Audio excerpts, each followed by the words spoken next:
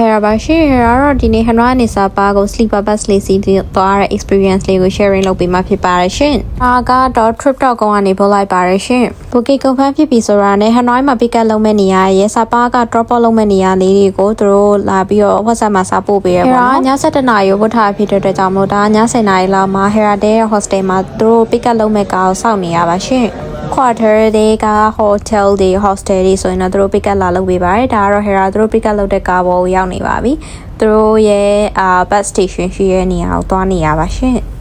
ဆိုတော့ရောက်ချင် Hera တို့ check in ဝင်နေ check in ဝင်ပြီးတော့ကားပေါ်တက်ဖို့အချိန်ကို Hera စောင့်နေရပါရှင်upper cabin က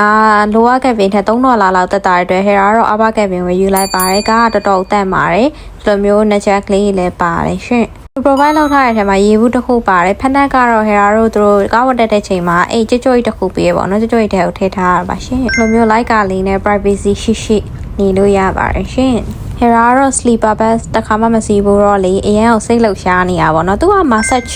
chair ဆိုတော့ massage ခုံလည်းပါတယ်အဲ့မှာ remote control နဲ့ massage ခုံ